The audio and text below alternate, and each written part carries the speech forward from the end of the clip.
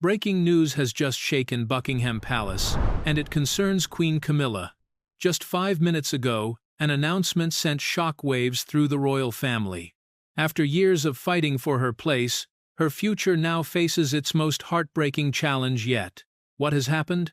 Stay with us. This story will leave you stunned. Buckingham Palace has been shaken to its very core, and this time the news centers on Queen Camilla. Just 5 minutes ago, an announcement sent shockwaves not just through the royal family, but across the entire nation, leaving everyone absolutely speechless.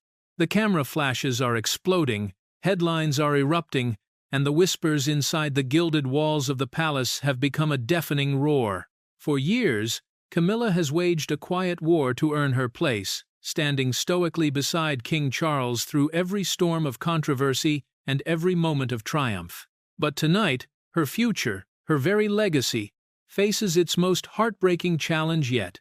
What could have possibly happened? Why now?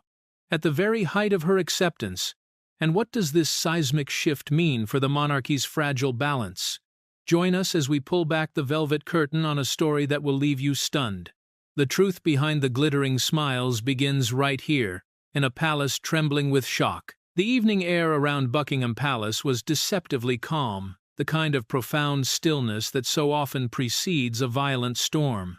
Tourists captured their final photos against the iconic backdrop, the King's Guard stood like statues of duty, and London carried on, oblivious to the tremor that was about to rock the very foundation of the crown. Within those historic walls, however, a decision was about to be unleashed that would leave the monarchy reeling. The announcement, delivered with cold, surgical precision, spread through the media like wildfire. A nation held its collective breath. This was not the quiet management of a minor scandal or the dignified response to predictable criticism. This was urgent, raw, and public.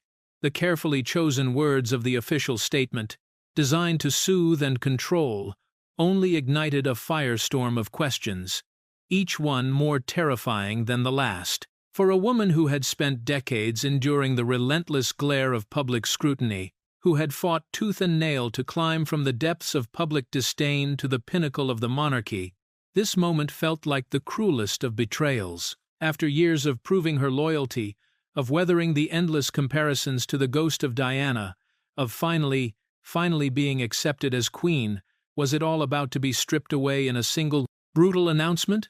The palace felt unsettled, not crumbling, just uncertain, as the world began to ask the one question that echoed in its silent, ornate halls. What have they done? As the breaking news banners flickered across every screen in the United Kingdom, Buckingham Palace transformed into a fortress of silence. The great iron gates, usually a symbol of royal grandeur and accessibility, now seemed to guard a dark and unsettling secret, shutting the world out. The usual steady rhythm of palace life was shattered. Senior aides, men and women known for their unflappable, composed smiles, were seen with tightened jaws and hurried, frantic strides, their faces betraying a tension that no amount of protocol could conceal. What was happening behind those tall, unyielding walls? Was the monarchy bracing for a new chapter, one that might not include the queen consort? The shock was not just in the content of the announcement, but in its cruel timing. Queen Camilla had, against all odds, carved out a space for herself. After years of being cast as the villain in a tragic royal fairy tale, a role she could never escape, she had earned a cautious, hard-won respect through relentless duty and a quiet, dignified grace.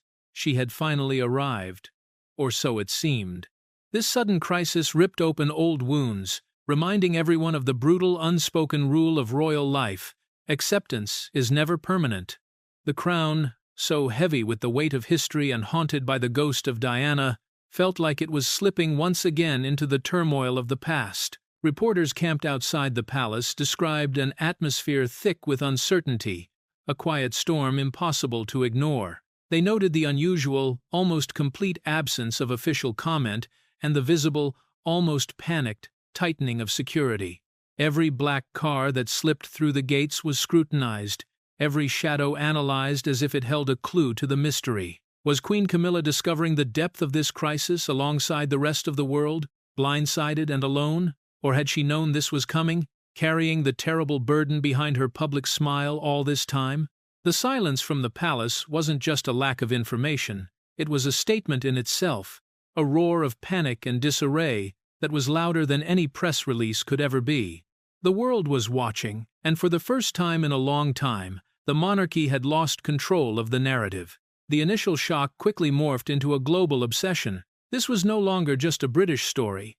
It was high-stakes drama playing out on the world stage, and everyone had a front-row seat. From New York to Tokyo, news channels dissected every fragment of information, replaying painful archival footage of Camilla's tumultuous journey from royal outcast to queen consort. Social media exploded.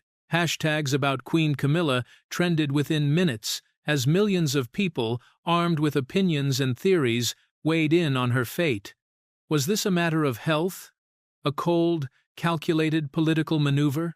Or was it a deeply personal decision, a final heartbreaking betrayal made within the very heart of the royal family itself? The palace's deafening silence only fueled the fire, creating a dangerous vacuum that was immediately filled with speculation and fear. The public reaction was starkly, violently divided.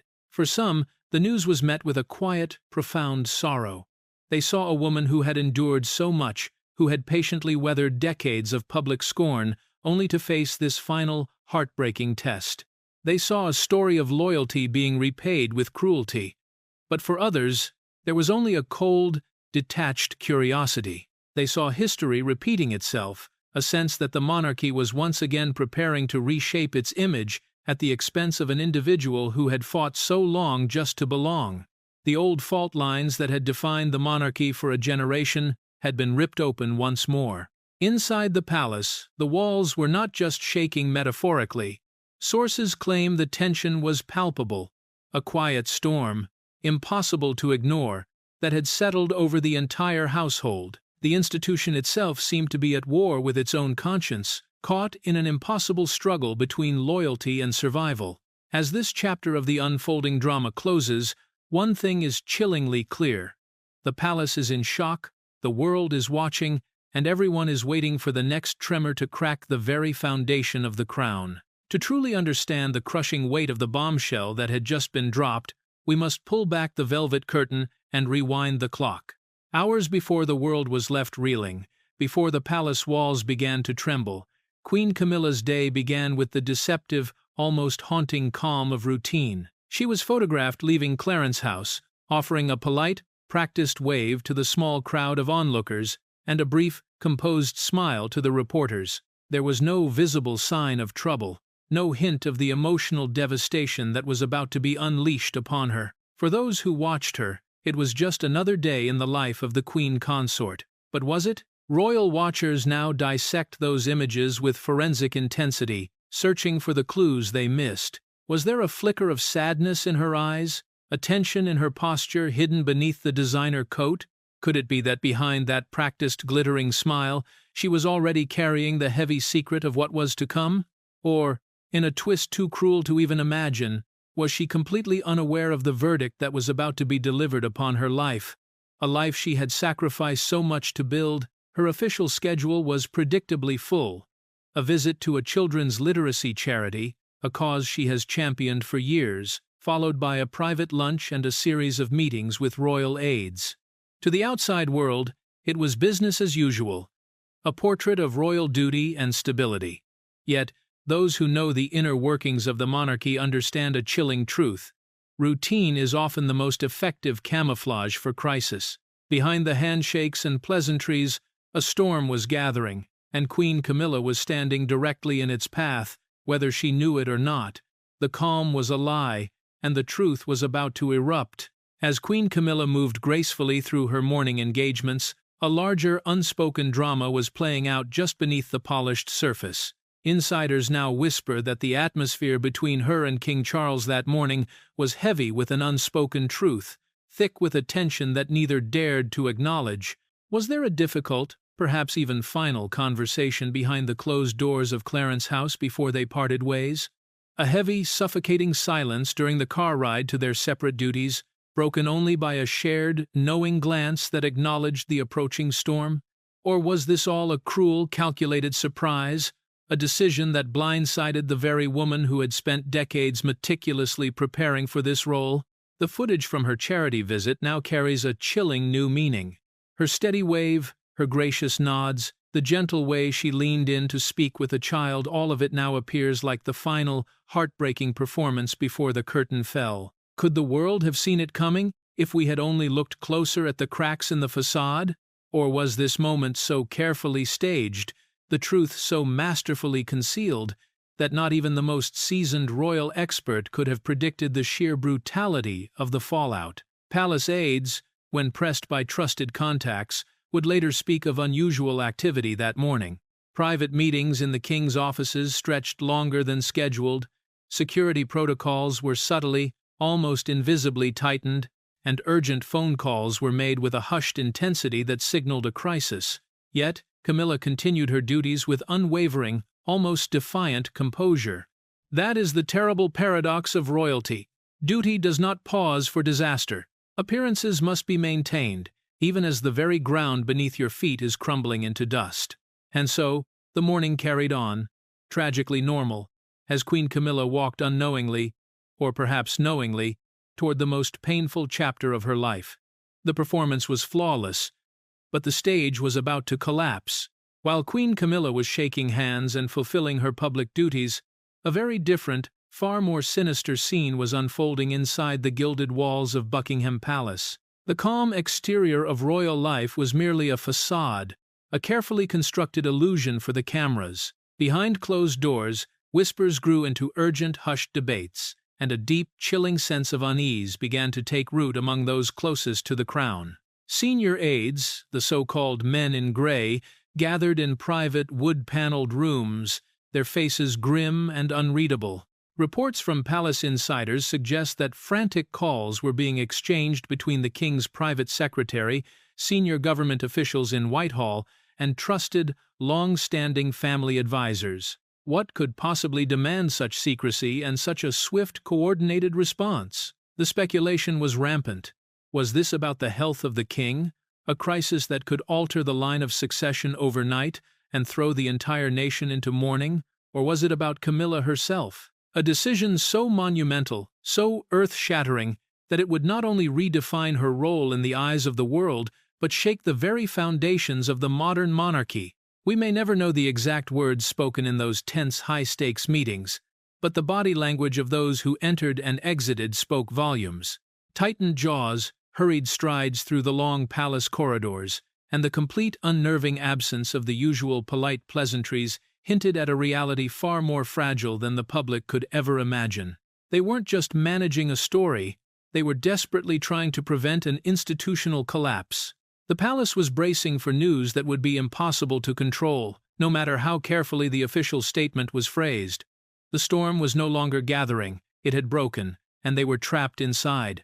As Camilla continued her day with stoic, almost defiant poise, a team of aides worked frantically behind the scenes to shape the palace's response. The drafting of the official statement was, according to one source close to the situation, an exercise in controlled panic. Drafts were written, furiously reviewed by senior courtiers, and then torn apart. Lines were rewritten, then rewritten again. Every single word, every comma, carried the immense weight of history, for each syllable would soon be dissected by millions around the globe, hungry for answers. The royal family has always lived by the brutal, unforgiving truth that in their world, perception can shape destiny. So, how could they possibly release news that was both personally devastating and institutionally controlled? Could they protect the future of the monarchy while simultaneously acknowledging the profound heartbreak of the woman at its center? It was an impossible tightrope walk over a canyon of public opinion. The press, with their keen, predatory instincts for palace intrigue, began to notice the unusual movements. Reporters who have covered the royals for decades know their rhythms, their patterns, and this rhythm was dangerously, chaotically offbeat. Something was happening, and it was happening fast. Was this the quiet culmination of a decision made long ago, finally reaching its moment of truth? Or was it a crisis born overnight, a sudden fire forcing the palace to react without preparation, without a plan? The whispers began to weave together into a narrative too significant to contain. The fortress of control was beginning to leak, and the tension, thick and suffocating, was seeping into the very air around London. The leak was about to become a flood. The urgent whispers that echoed through the palace halls were not just about the present crisis. They carried with them the undeniable, unshakable ghost of the past. As advisors debated and statements were redrafted in a panic, the immense weight of Queen Camilla's legacy hung silently, heavily in the air. How had she transformed from the most criticized, even hated woman in Britain to the Queen Consort of the United Kingdom? And could that entire, painstakingly built legacy be utterly undone in a single, heartbreaking moment? Her journey had always been shadowed by one inescapable, almost mythical figure, Diana, Princess of Wales. For decades, Camilla was cast as the villain, the cold and calculating other woman who bore the full brunt of a nation's white-hot anger and inconsolable grief. The memory of Diana, the sainted martyr, the people's princess, lingered in the hearts of the public, a wound that never truly healed. Camilla was forced into a role in a tragic story she could never control. Her every move, every smile, every choice of hat judged against the impossible, almost holy standards set by her predecessor. Yet over time, through sheer, unyielding patience, a quiet resilience, and a steady, unwavering devotion to her duties, Camilla proved herself. She championed unpopular causes, worked tirelessly for charities far from the glamorous spotlight, and slowly, quietly, built a reputation for reliability and warmth. The public's view began to soften. Her crowning as Queen Consort was meant to be the final chapter, the ultimate vindication in her long, painful struggle for acceptance. She had finally arrived. She had won. Or had she? That is what makes this moment so terrifying, so deeply unsettling. The palace was being forced to confront a truth it had tried for years to ignore. The ghost of Diana was more powerful than ever, and her shadow still had the power to plunge the monarchy into darkness. The whispers behind palace doors were so deeply unsettling because they threatened to erase decades of painstaking effort. Was the institution now seriously reconsidering the very woman it had fought so hard to defend and integrate into the royal fold? Was her legacy once again at risk of being rewritten, this time not by the ravenous tabloids, but by the cold, calculating hand of the monarchy itself? What would it mean if the crown, after finally granting her the title she had sacrificed her entire life to hold, was now preparing to strip it away or diminish it beyond recognition? As the day wore on, news channels replayed archival footage, a painful, almost cruel montage of her life.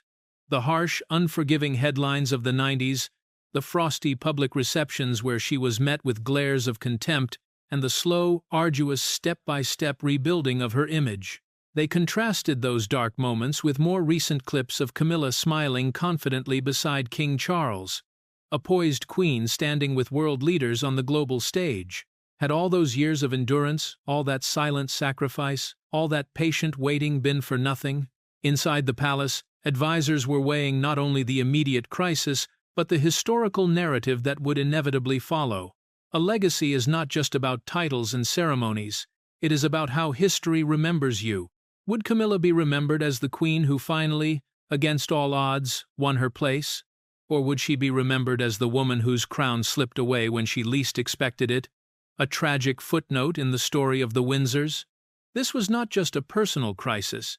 It was a deeply institutional one. The fate of her legacy was a direct reflection of the modern monarchy itself, and the world was waiting, with bated breath, to see if it would endure. The story of Queen Camilla's fragile legacy was still being replayed across every television screen when the situation took a sharp, irreversible turn. The whispers had now built into a raging storm, and the question of her future could no longer remain hidden behind the gilded doors of the palace. The breaking point had arrived, and with it came a wave of chaos that no one could have prepared for. The palace gates themselves became a stage. Crowds gathered, a sea of faces illuminated by the screens of their phones, all hoping to capture a single glimpse of movement that might reveal the truth. The press stood shoulder to shoulder, a wall of cameras and microphones, broadcasting live to a world holding its breath. The questions filled the air, unanswered yet impossible to ignore. For Queen Camilla, the day that had begun with such steely composure was now unraveling into something far more painful, far more terrifying. The very legacy she had fought for decades to protect was now colliding with forces beyond her control. Was she being told, in that very moment, that her role would be reduced, that she would be pushed back into the shadows? Was she being informed that the crown's survival demanded a sacrifice she had never anticipated making? Or, in the most devastating scenario imaginable, was she finding out piece by piece, just like the public, through the harsh, unforgiving glare of cameras and exploding headlines? This breaking point was not just about information, it was about trust. The monarchy had always presented itself as unshakable, an institution of granite that stood above the chaos of ordinary life. But now, in the heart of London, that image seemed terrifyingly fragile, like glass about to shatter. The fortress was crumbling from within, and the world was watching it happen in real time. Outside, the world debated and speculated, caught in a storm of headlines and hot takes. But inside the historic silent walls of Buckingham Palace, the reality of the crisis was far more human and infinitely more devastating. For Queen Camilla, the weight of this moment was not measured in political implications or media analysis. It was measured in the crushing silence of a private room, in the unbearable heaviness of her own heart, and in the private tears she finally shed away from the prying, unforgiving eyes of the world. Insiders who were present describe a scene of profound, heartbreaking sorrow. The woman who had mastered the art of public composure, who had endured decades of vicious criticism with a stoic, unwavering smile, finally broke. It was not the queen consort who wept in that room. It was the private woman, Camilla, who had given her entire adult life to a role that now seemed to be crumbling into dust around her. Was it the raw fear of being cast aside once again, of being returned to the shadows after fighting so long for a place in the light? Was it the grief of seeing her legacy, so painstakingly built, being dismantled in a matter of hours? Sources close to the palace described a queen overwhelmed with emotion, her face etched with a pain that was impossible to hide. The tears of a queen are never just personal. They carry the immense weight of symbolism.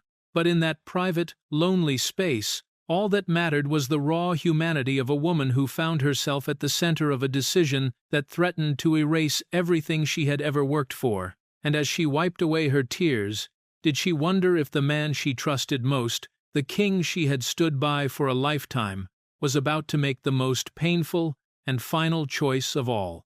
The image of a weeping queen remained hidden from the public, a closely guarded secret behind the palace walls. But within those walls, it became a powerful, unspoken symbol of the crisis itself. Those who witnessed her sorrow understood that the situation had reached a dangerous, irreversible crossroads. The monarchy, so often portrayed as a united and unshakable force, was showing deep, dangerous cracks that could no longer be ignored or papered over with protocol. For the first time in years, the question of loyalty was being asked not in hushed whispers, but in urgent, heated conversations in the corridors of power. The palace was now a house divided against itself. One faction, loyalists to the king and his wife, argued passionately that Camilla's decades of service and sacrifice demanded unwavering support. They pointed to her resilience, her tireless charitable work, and the quiet dignity she had brought to the impossibly difficult role of queen consort. To betray her now, they warned, would be an unforgivable act of institutional cruelty that would damage the crown's integrity for generations. But others, the pragmatists, took a colder, more ruthless view. They insisted that the survival of the monarchy itself required a new chapter, one that would prepare the nation for the future reign of the immensely popular William and Catherine. Was Camilla, they asked in hushed tones, a symbol of continuity or a painful, unavoidable reminder of a past the institution desperately needed to move beyond? This divide was not just political, it was deeply, poisonously personal, splitting the royal household down the middle and pitting aide against aide, and perhaps even family member against family member, in a silent, brutal war for the soul of the monarchy. The younger royals were inevitably, and perhaps unwillingly, drawn into the raging storm. Prince William, the fiercely protective heir, and Catherine, the poised and ever-popular Princess of Wales, maintained a careful, almost strategic public silence. But behind the scenes, their position was the unspoken, gravitational center of the entire debate. Were they quietly preparing for a swift transition of power, a future that was arriving sooner than anyone expected? Or were they themselves uneasy, even alarmed, about how swiftly the winds of change were blowing through the ancient corridors of the palace? Royal watchers couldn't help but notice the palpable tension. And in this high-stakes Game of Thrones, silence speaks louder than words. William's loyalty, first and foremost, has always been to the sacred memory of his mother, Diana. His refusal to issue any statement of support, his quiet, almost cold detachment from the crisis, was a message in itself. Was this a moment of quiet, final judgment? A refusal to step in and defend the woman who had caused his mother so much unimaginable pain? The very existence of their strong modern public image intensified the debate over Camilla's future. William and Catherine represented a clean slate, a chance for the monarchy to reset and move beyond the scandals of the past. The palace, that great symbol of British unity and tradition, was now a house divided against itself. The once seamless, powerful machinery of the monarchy was grinding to a halt, choked by the weight of its own tragic history and its profoundly uncertain future. And for the first time, the world was beginning to see the deep, dangerous cracks that the palace had tried so desperately, for so long, to conceal. The divisions inside Buckingham Palace were real and raw, but outside those guarded gates, a storm of public opinion was raging. The nation's reaction was immediate, passionate, and deeply, violently divided. News anchors spoke with grave, solemn urgency, and within minutes, the story became a national obsession, sparking furious debates in every home, pub, and office across the country. For many, a wave of sympathy for Camilla rose immediately. They remembered her long and difficult road, the brutal years of public scorn, and the relentless, cruel headlines that once painted her as the enemy of the people.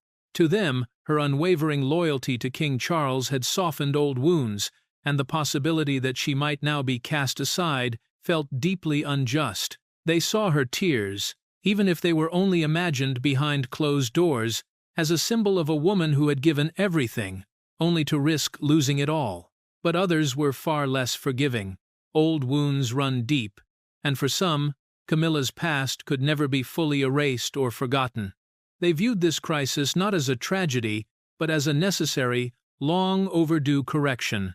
They argued fiercely that the monarchy's very survival depended on a fresh start, and that the future belonged exclusively to William and Catherine. Their youth, their immense popularity, and their modern, untarnished image were, in the eyes of many, the only hope of securing the crown for generations to come. To these voices, Camilla was not the future. She was a ghost from a past that needed to be exorcised once and for all. She was a problem that was finally, brutally, being solved. The divide was stark and brutally visible on the streets outside Buckingham Palace. As the hours ticked by, the crowd swelled, reflecting the same deep, angry split that now fractured the nation. Some brought bouquets of flowers, laying them reverently at the gates as a quiet, dignified gesture of support for the Queen, a silent protest against what they saw as a grave injustice. Others, however, came armed with fury. They held signs demanding change, their messages sharp, unforgiving, and deeply personal. Queen Camilla had become more than just a royal figure. She had become a lightning rod for every unresolved feeling about the monarchy's painful past and every desperate hope for its future. Internationally, the reaction was just as intense. Newspapers from Europe to America carried screaming headlines about the crisis, with analysts debating the grave implications not only for Britain but for the stability of the Commonwealth itself. Could a divided palace, a family at war with itself, truly lead a divided world? The contrast was striking and deeply unsettling. Inside the palace there was silence, secrets, and division. Outside, there was noise, rage, and passion. The story of Queen Camilla was no longer confined to private tears or whispered, backroom debates. It had exploded into the open, becoming a public referendum on the very soul of the monarchy itself, and the outcome was terrifyingly, dangerously uncertain. The monarchy was on trial, and the people were its jury. In the very heart of the storm, in the eye of a hurricane of his own making, sat one man, King Charles. He was facing an impossible dilemma, a choice that would not only define his reign but would echo through history. He was torn between two sacred warring vows: the deeply personal promise of love and loyalty he had made to Camilla decades ago, and the solemn, ancient oath he had sworn to God and country to protect the crown at all costs. Could those two duties possibly coexist in this moment of crisis, or would one inevitably have to destroy the other? Sources from deep inside the palace describe a king in torment, his face etched with worry and exhaustion, pacing the long, silent corridors of the palace late into the night. He knew the depth of the pain on Camilla's face. He had seen the private tears she had shed. To abandon her now, to cast her aside for the sake of political expediency, would be a personal betrayal of the deepest, most unforgivable kind. It would be a betrayal of their entire shared history. Yet, the pressure from his most senior advisers was immense, relentless. They spoke in cold, hard terms of polling numbers, of public perception, of the long-term stability of the institution he was sworn to protect. They reminded him, perhaps cruelly, that the monarchy was bigger than any one individual, even a king's beloved wife. His predecessors had faced similar, agonizing crises, torn between heart and duty. History remembered them not for the ease of their choices, but for the brutal, lasting consequences. Would Charles now join that list, his legacy defined forever by the path he chose in this moment of unbearable crisis? This was his first great test as sovereign, and it was a crucible forged from the fires of his own past. As the king wrestled with his conscience, the silence from his heir, Prince William, grew heavier, colder, and more significant with each passing hour. William, ever the stoic, silent protector of his mother's sacred legacy, did not need to issue a statement. His stony, almost glacial expression during a public engagement that day, his visibly tightened jaw, and his curt, dismissive refusal to answer a reporter's shouted question were more than enough. His silence was a judgment. It was a bold line drawn in the sand. For William, this crisis was not just about the stability of the monarchy, it was a painful, visceral echo of the past. He had watched his mother, Diana, suffer under the unbearable weight of public scrutiny and private betrayal. He had vowed, sources say, to never let that kind of cruelty touch his own family. But now, the institution itself was asking for a sacrifice that brought all those old, raw wounds rushing back to the surface. Insiders, those who move in the highest royal circles, claim that behind the scenes, William made his position chillingly clear. The future of the monarchy must be the absolute priority. He would not stand in the way of a decision made for the good of the crown, even if it was a painful one. This was not a negotiation. It was a quiet, unyielding ultimatum from the future king. And his unshakable stance only deepened his father's agony, leaving King Charles caught in an impossible, tragic vice between his wife's heartbreak and his son's implacable, unforgiving sense of duty. Just when the crisis seemed to have reached its absolute peak, a shocking twist emerged that sent new, powerful shockwaves through the already trembling palace. A long-lost letter, reportedly written by the late Queen Elizabeth II in her final reflective years, was brought to the king's attention by a trusted, long-serving aide. The document, kept under the tightest lock and key, and intended only to be revealed in the event of a grave institutional crisis, contained the late monarch's private, unfiltered thoughts on the future of the consort role. What did it say? Sources are fiercely divided, but the whispers are explosive. One camp of insiders claims the letter simply reaffirmed her public wish for Camilla to be known as Queen Consort, a final, protective gesture for her beloved son.